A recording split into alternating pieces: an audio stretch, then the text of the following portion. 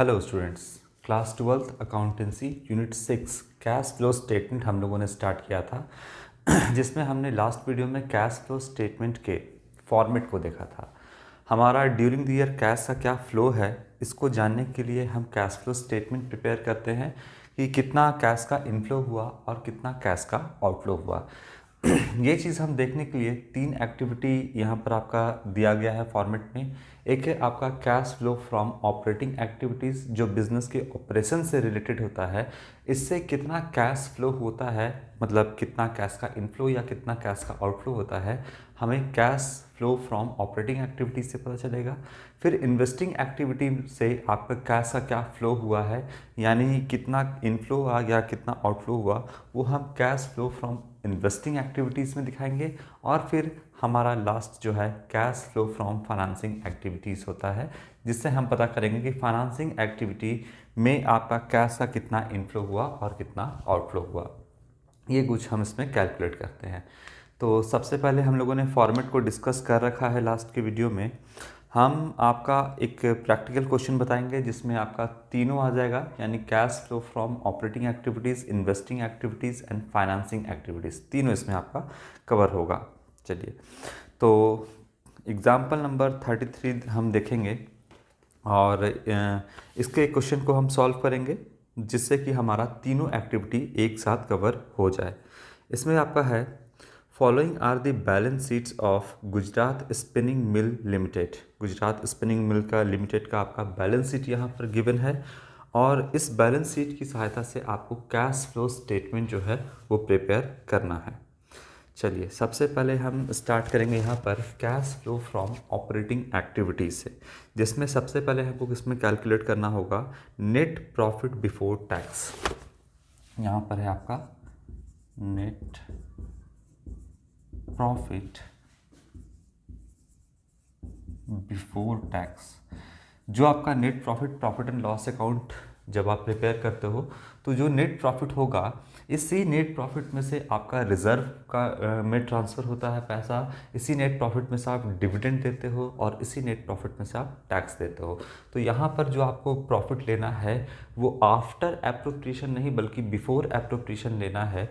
मतलब कि आपका डिविडेंड, टैक्स और रिज़र्व में ट्रांसफ़र करने से पहले का प्रॉफिट होना चाहिए। तो अगर इसमें से, इस नेट प्रॉफिट में से अगर आपने डिविडेंड दे दिया है, टैक्स दे दिया है या फिर रिज़र्व में पैसे ट्रांसफ़र कर दिया है, तो उसको आपको जोड़ना होगा नेट प्रॉफिट में। चलिए देखते हैं कैसे।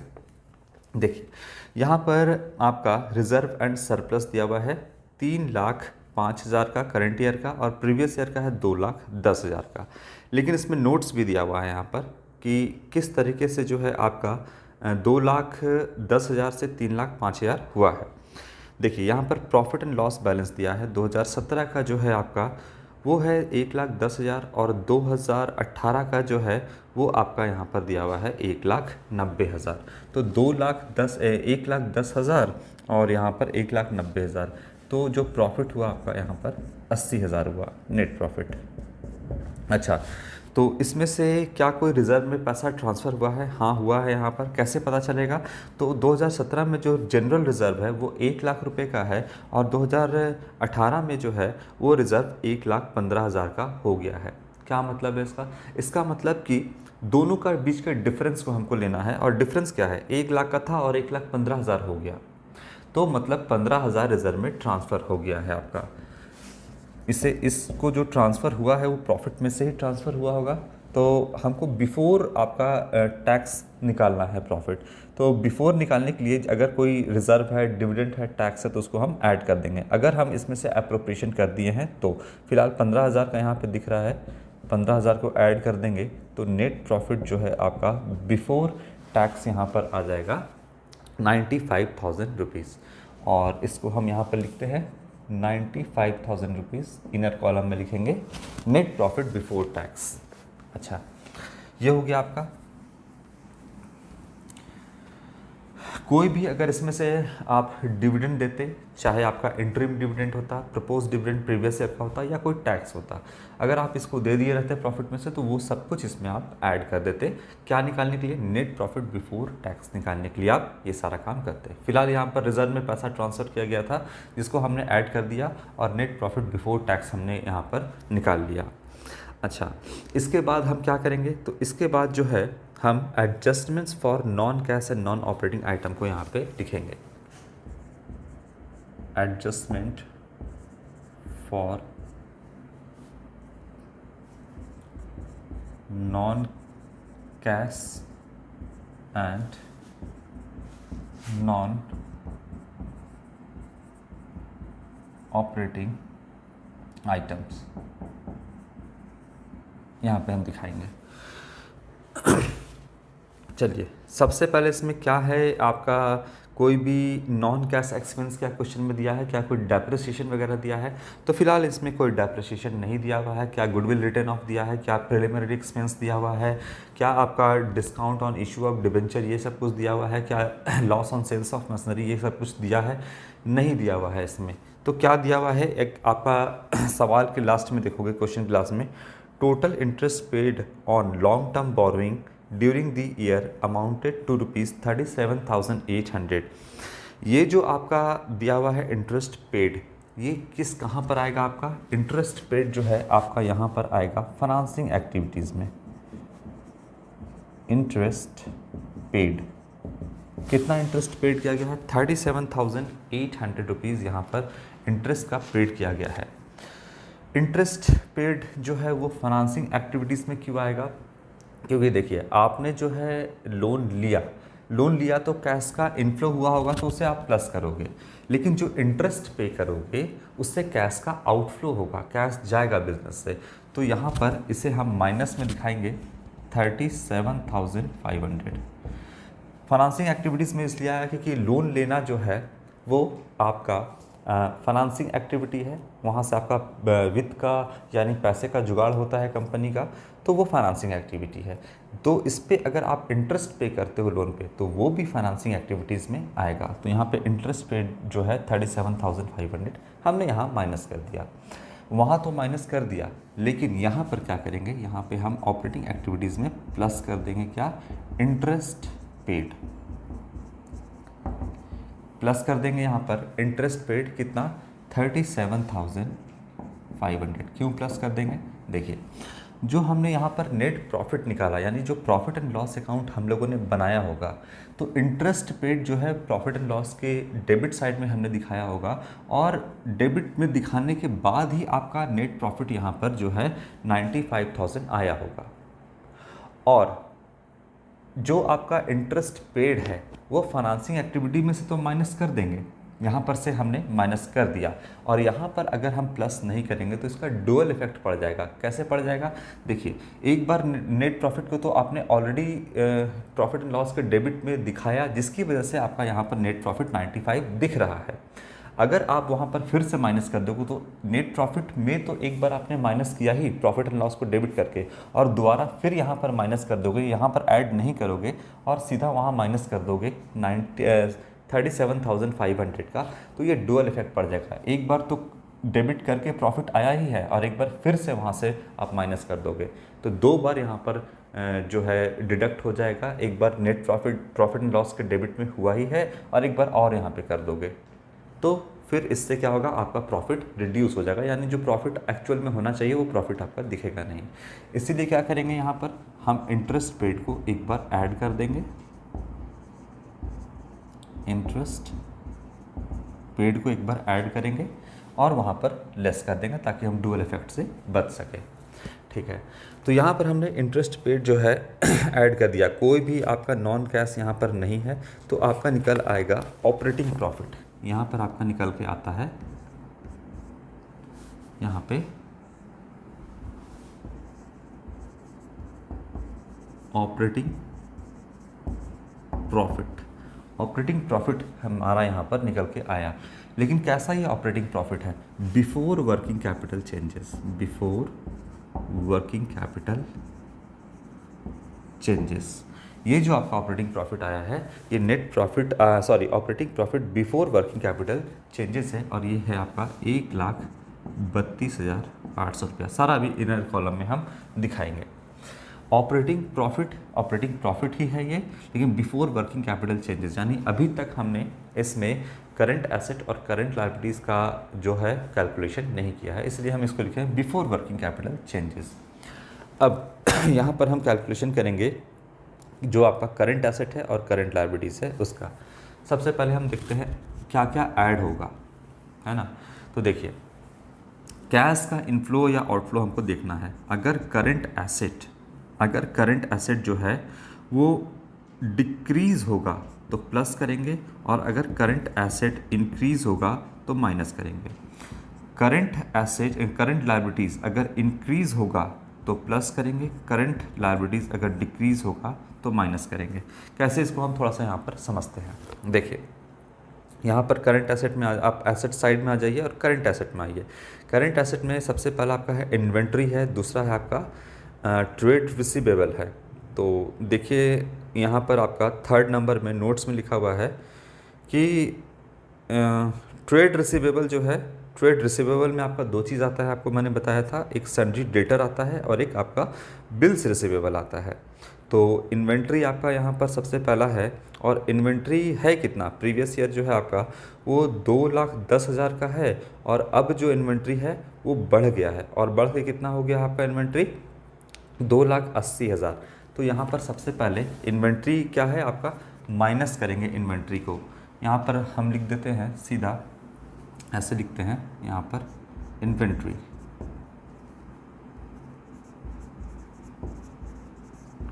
इन्वेंट्री कितना है तो बढ़ गया, करंट एसेट जो है आपका बढ़ता है तो हम उसे क्या करेंगे, माइनस करते हैं।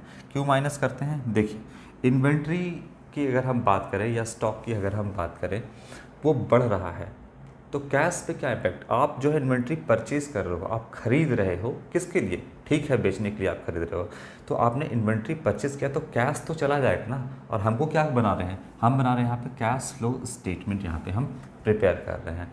तो कैश का इनफ्लो हुआ या आउटफ्लो हुआ, इन्वेंट्री अगर बढ़ गया तो इसका मतलब कैश का आप जो है वो घट गया। आपके पास स्टॉक जमा हुआ, स्टॉक आया आपके पास, आपने परचेस किया, लेकिन कैश पे क्या इम्पैक्ट पड़ा, कैश चला गया, तो 70,000 रुपये कैश जो है वो गया। ठीक है, अच्छा ये हो गया आपका इन्वेंट्री का। इन्वेंट्री के बाद है ट्रेड रिसीवेबल। अच्छा, ट्रेड रिसीवेबल है यहाँ पर, इसका हम कैलकुलेशन करते हैं। यहाँ पे फॉर द ईयर एंडेड 31 मार्च, यहाँ पे लिख लेना, आप डेट नहीं लिखे हम लोगों ने, 31 मार्च 2008, ये करंट ईयर है आपका। तो यहाँ पर इन्वेंट्री जो है 70,000 माइनस हो गया। अब ट्रेड रिसीवेबल में दो चीज़ आता है, एक है आपका सन्ड्री डेटर, पहले लिख लेते हैं सन्ड्री डेटर्स, और दूसरा जो है आपका वो है आपका बिल्स रिसीवेबल। दोनों को देखेंगे, BR लिख देते हैं, बिल्स रिसीवेबल। ठीक है, अब सन्ड्री डेटर क्या हुआ है, सन्ड्री डेटर जो है प्रीवियस ईयर 1,25,000 का दिख रहा है, और 1,25,000 का दिख रहा है, जो कि आपका घट करके कितना हो गया है 94,000। तो सन्ड्री डेटर्स जो है वो घट गया। अगर घट गया तो क्या करेंगे, प्लस करेंगे। कितना से घटा, 31,000 से, तो 31,000 प्लस करेंगे। प्लस का मतलब आप ब्रैकेट में करोगे तो माइनस में, और अगर ब्रैकेट में नहीं लिखोगे तो मतलब वो प्लस में है। सन्ड्री डेटर घट गया तो क्या हो गया आपका, यहाँ पर घट गया। घटने का क्या मतलब होता है, देखिए सन्ड्री डेटर घटा, इसका मतलब डेटर ने आपको पैसा दिया होगा, बिजनेस में पैसा आया होगा, तो हम उसको प्लस करेंगे। डेटर के घटने का क्या मतलब होता है कि इसका मतलब डेटर ने हमको पैसा दिया, तभी तो मेरा डेटर घट रहा है ना। तो कैश पे क्या इम्पैक्ट पड़ा, कैश पे इम्पैक्ट पड़ा कि कैश मेरे पास आया, कितना डिफरेंस लेंगे दोनों के बीच का। तो यहाँ पर जो है आपका वो 1,25,000 से आपका 94,000 हो गया, 94,000 हो गया। तो 31,000 रुपया जो है डेटर ने हमको पैसा दिया, तो कैश का इनफ्लो हुआ, इसलिए हम इसको प्लस किए। अब देखते हैं BR, बिल्स रिसीवेबल। उसी डेटर से हमने एक बिल पर साइन करवा लिया था, और ये जो है 15,000 से प्रीवियस ईयर 15,000 का था, अब हो गया है 20,000 रुपया। तो बढ़ गया तो हम क्या कर देंगे, यहाँ पर इसको माइनस कर देंगे 5,000 रुपया।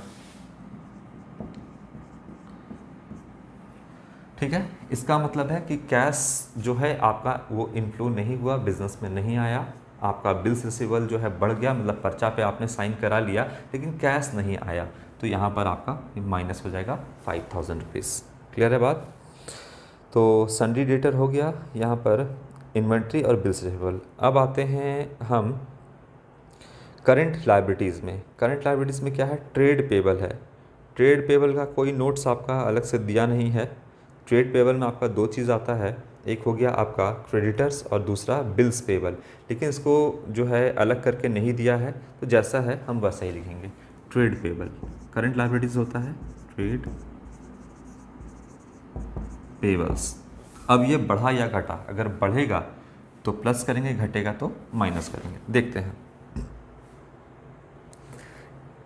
80,000 था ट्रेड पेबल, अब ये जो है आपका बढ़ गया, बढ़ करके कितना हो गया, 80,000 से 95,000 हो गया, यानी 15,000 का जो है वो बढ़ा। बढ़ा तो क्या करेंगे, प्लस करेंगे। ट्रेड पेबल बढ़ेगा तो क्या कर देंगे, हम उसको प्लस कर देंगे। लायबिलिटी जो है वो बढ़ेगा तो क्या करेंगे, उसको हम प्लस करेंगे। यहाँ पर कैश पे क्या इम्पैक्ट करेगा कि जैसे आपका क्लैश का आउटफ्लो तो नहीं हुआ ना, आपने उधार में सामान परचेस कर लिया। अब जब उधार में सामान परचेस कर लिया, कितना का, ड्यूरिंग द ईयर 15,000 का आपने उधार में सामान परचेस किया, तो क्या कैश का आउटफ्लो हुआ, आउटफ्लो तो नहीं हुआ ना, तो एक तरह से पैसा बच गया, आपका पॉकेट में रह गया 15,000, तो प्लस होगा। अगर आप उधार में नहीं खरीदते तो कैश का आउटफ्लो होता, लेकिन आपने चूंकि यहाँ पर ट्रेड पेबल मतलब उधार में सामान परचेस कर लिया बिजनेस ने, तो कोई कैश का आउटफ्लो नहीं हुआ, इसलिए हम 15,000 को यहाँ पे क्या कर देंगे, प्लस कर देंगे। क्लियर हो रहा है बात। अब चलिए इन सबको, ये सारा आपका ऑपरेटिंग एक्टिविटीज़ में ये सारा आइटम आया है, अब इन सबको हम प्लस माइनस करके देखते हैं कि कितना एक्चुअली में आपका अमाउंट इसमें प्लस में आता है या माइनस में आता है। प्लस में आएगा तो हम लिखेंगे net cash flow from operating activities, और अगर माइनस में आता है तो लिखेंगे net cash used in operating activities. तो सबको प्लस माइनस कर देते हैं हम। 95,000 प्लस हो गया आपका 37,500, टोटल हो गया 1,32,800, जिसमें से माइनस कर देंगे 70,000, प्लस कर देंगे 31,000, माइनस कर देंगे 5,000, और हम यहाँ पर प्लस कर देंगे आपका 15,000। तो प्लस में आपका आएगा 1,03,800, यहाँ पे आएगा 1,03,800। ये अमाउंट जो है आपका यहाँ पर निकल के आया। ये फाइनल अमाउंट है आपका ऑपरेटिंग एक्टिविटीज़ का, तो इसको हम आउटर कॉलम में दिखा देंगे 1,03,800 रुपीज़। ठीक है, प्लस में आया तो क्या लिखेंगे, net cash flow from, net cash flow from, net cash flow from कौन सा एक्टिविटी से हुआ, ऑपरेटिंग एक्टिविटीज। क्लियर है बात।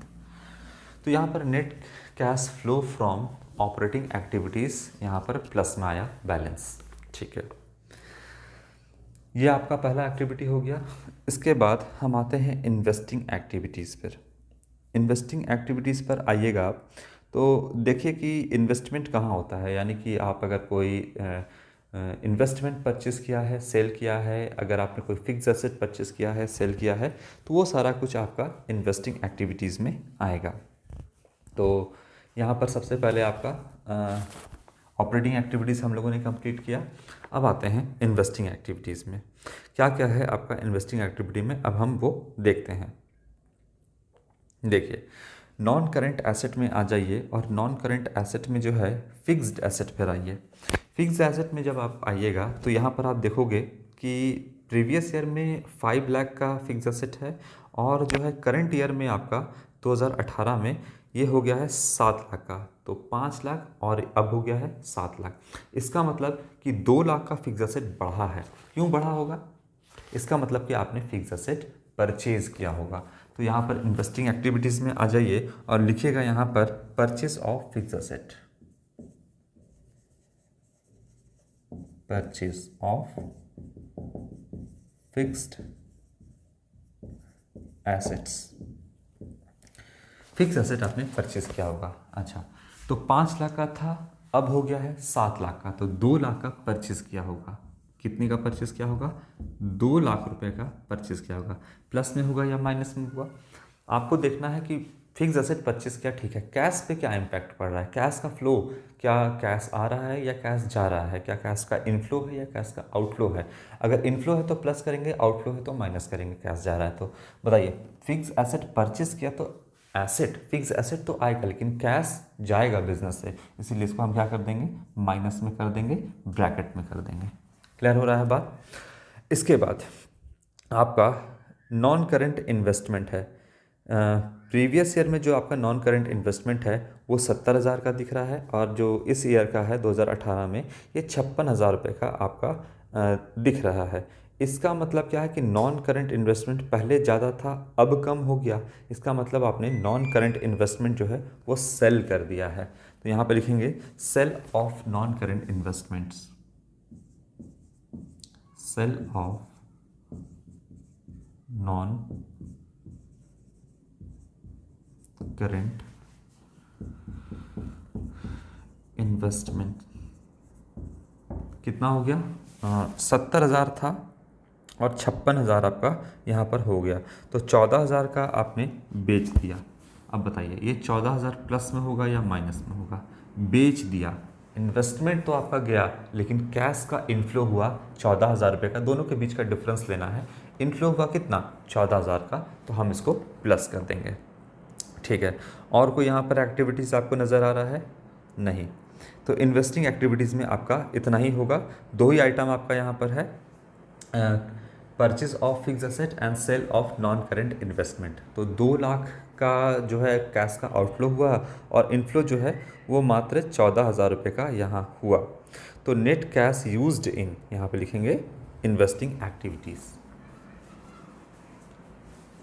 यहाँ पर आप लिखोगे 1,86,000, माइनस बड़ा है तो माइनस में हो जाएगा, माइनस में लिखोगे, और यहाँ पर भी क्या हो जाएगा, आउटर कॉलम में भी 1,86,000 माइनस में आएगा आपका। ठीक है, यहाँ पे लिखोगे नेट कैश, प्लस में रहता तो लिखते net cash flow from investing activities, लेकिन माइनस में तो नेट कैश लिखेंगे यूज्ड इन, कौन सा एक्टिविटी है, इन्वेस्टिंग एक्टिविटीज़। ठीक है, ये यहाँ पर आया। तो 2 एक्टिविटी हम लोगों ने कंप्लीट किया, एक है आपका ऑपरेटिंग एक्टिविटीज़ और दूसरा जो है आपका यहाँ पर हो गया इन्वेस्टिंग एक्टिविटीज़। इसके बाद हम चलेंगे किस पे, cash flow from operating activities पे। चलिए स्टार्ट करते हैं हम। सबसे पहले आप आइए शेयर होल्डर फंड्स में। शेयर होल्डर फंड्स में पहला आपका दिख रहा है यहाँ पर शेयर कैपिटल। 4 लाख का था शेयर कैपिटल, अब हो गया है 5 लाख का। तो यहाँ पर इशू ऑफ शेयर्स लिखिए सबसे पहले।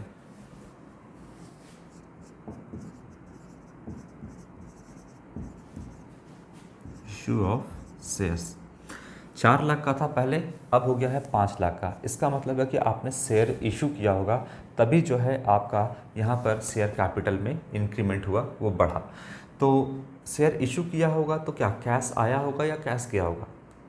कंपनी को, बिजनेस को पैसे की रिक्वायरमेंट होगी तो उसने शेयर इशू किया होगा, तो कैश का इनफ्लो हुआ होगा। और कितना का इनफ्लो हुआ होगा? 4 से 5 लाख हो गया, यानी 1 लाख रुपए का इनफ्लो हुआ होगा। तो हम इसे क्या कर देंगे, प्लस कर देंगे।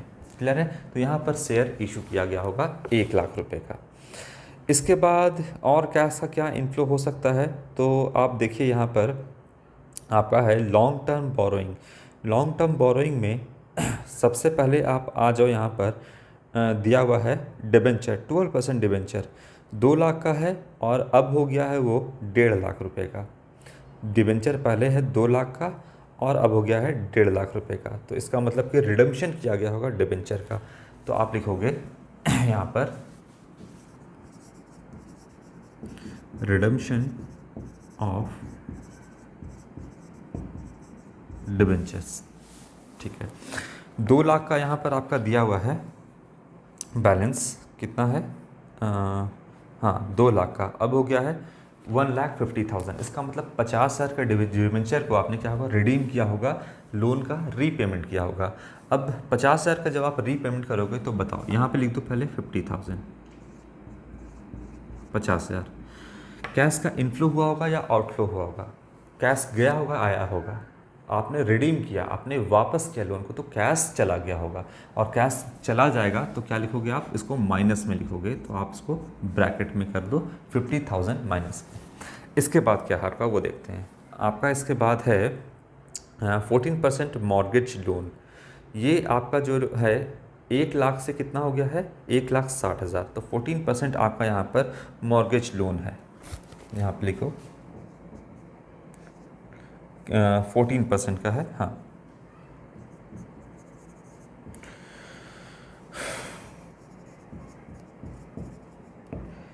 अच्छा, मॉर्गेज लोन है आपका, लोन लिया होगा आपने, बिजनेस ने, तो पहले था 1,00,000 रुपये का, अब हो गया है यहाँ पर 1,60,000 रुपये का। इसका मतलब कि ड्यूरिंग द ईयर आपने लोन लिया होगा, और लोन लेने से, मॉर्गेज लोन लेने से क्या कैश का इनफ्लो हुआ होगा या आउटफ्लो हुआ होगा? 60,000 रुपये का इनफ्लो हुआ होगा, कैश आया होगा, तो हम इसे क्या कर देंगे, प्लस कर देंगे। मॉर्गेज लोन वो जो आपने गिरवी रख करके कोई लोन लिया होगा उसको मॉर्गेज लोन कहते हैं यहाँ पर। तो आपने यहाँ पर 60,000 रुपये का जो है वो इनफ्लो हुआ होगा कैश में, ठीक है। तो यहाँ पर क्या दिख रहा है, 1,00,000 रुपये हो गया आपका, यहाँ पर हमने लिख दिया 50,000 रुपये हो गया, 60,000 यहाँ पे हमने लिख दिया, और 37,800 हमने यहाँ पर टोटल आपको लिखा। तो अब देखना है हमको कि इससे कैश प्लस में आता है बैलेंस या माइनस में आता है। सारा एक्टिविटीज़ को हम लोगों ने इसमें कैलकुलेट कर लिया है, कुछ छूटा नहीं आपका, ठीक है। तो कितना आ जाएगा, इसको अगर आप प्लस माइनस करोगे तो 72,200 रुपये आएगा।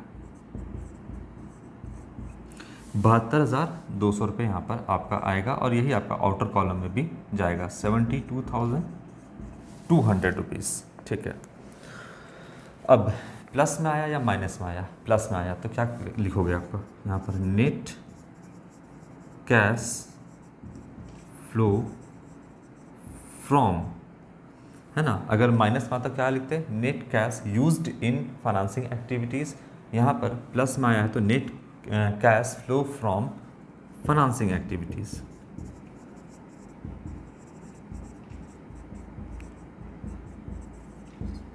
चलिए, ये तीनों आ गया। अब यहाँ पर आ गया ऑपरेटिंग एक्टिविटीज़। यहाँ पर देखोगे प्लस में है 1,03,800। यहाँ पर आप देखोगे इन्वेस्टिंग एक्टिविटीज़, तो ये है 1,86,000 आपका माइनस में बैलेंस है। और अगर यहाँ पे आप देखोगे कि तीसरा जो आपका एक्टिविटीज़ से कैश का जो इनफ्लो हुआ है वो 72,200 रुपीज़ हुआ है। अब ये आप तीनों को जितना भी है, प्लस में है माइनस में है, तीनों को आप कैलकुलेट करोगे।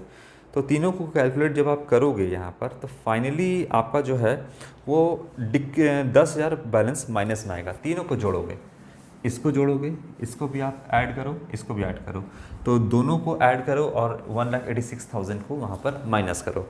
तो यहाँ पर जो है वो 10,000 नेगेटिव में बैलेंस आएगा, आपका माइनस में आएगा,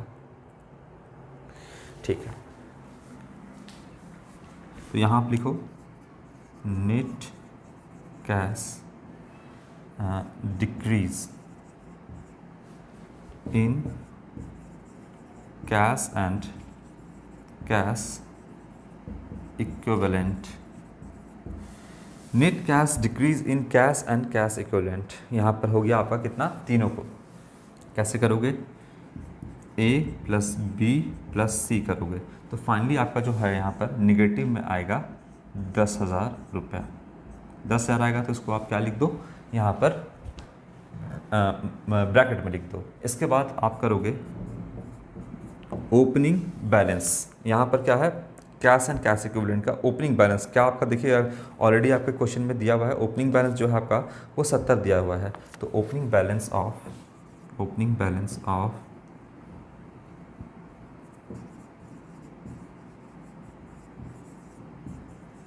कैश एंड कैश इक्विवेलेंट्स दिया हुआ है आपका 70,000। आंसर आपको तुरंत पता चल जाएगा।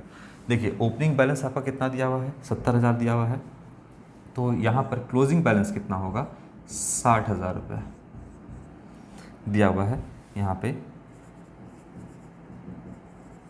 Closing balance of cash and cash equivalents आपका दिया हुआ है 60,000 रुपये दिया हुआ है आपके क्वेश्चन में, बैलेंस शीट में। आपको ये 10,000 माइनस में आएगा, ये आपको ये सारे जो एक्टिविटीज़ है कंप्लीट करने से पहले ही आपको ये पता चल जाएगा कि ये बैलेंस आपका 10,000 आएगा। कैसे पता चलेगा, ओपनिंग बैलेंस 70 है और क्लोजिंग बैलेंस आपका 60 है, यानी शुरुआत में 70,000 था कैश एंड कैश इक्विवेलेंट और आपका अंत में हो गया 60,000, यानी कि 10,000 नेगेटिव में आया। और तीनों एक्टिविटीज़ को करने के पर यही तो 10,000 आपका नेगेटिव में आया, तो आपको पहले से ही पता होगा कि ये तीनों एक्टिविटी से आपको क्या आएगा, तो नेगेटिव बैलेंस आएगा यहाँ पर, कैश एंड कैश इक्विवेलेंट 10,000 यहाँ पे आपका आएगा। तो आंसर आपको चूँकि पहले ही पता होगा, बस आपको यहाँ पर सही सही तरीके से कैलकुलेट कर लेना है, आपका आंसर आ जाएगा। तो आज हम लोगों ने तीनों एक्टिविटी को साथ में देखा, एक एग्जाम्पल के ज़रिए समझा, जिसमें cash flow from operating activity है, इन्वेस्टिंग एक्टिविटी है, फाइनेंसिंग एक्टिविटी है। आपको मैंने फॉर्मेट भी जो है समझा दिया है। अब आप 2-4 क्वेश्चन खुद से ट्राई करो, नहीं समझ में आएगा फिर हम यहाँ पर आपको उसको एक्सप्लेन कर देंगे। तो आप जो है क्वेश्चन और एग्ज़ाम्पल दोनों बनाओगे, और ऐसा क्वेश्चन चूज़ करना, ऐसा क्वेश्चन लेना जिसमें तीनों एक्टिविटी हो और ज़्यादा से ज़्यादा पार्ट आपका जो है वो कवर हो उसमें। Thank you. यहाँ पर सिर्फ आप एक चीज़ यहाँ पे सुधार लेना, 37,000 जो है आपका 500 नहीं है, यहाँ पर 800 है। तो यहाँ पे आप 37,500 की जगह पे क्या कर लेना, 800 यहाँ पे अमाउंट आप कर लेना, फिर आपका आंसर आ जाएगा। हम लोगों ने कैलकुलेट किया है 37,800 जो है इस पर कैलकुलेट किया है, तो यहाँ पर आप जो है 37,800 कैलकुलेशन सारा करना। ठीक है, थैंक यू।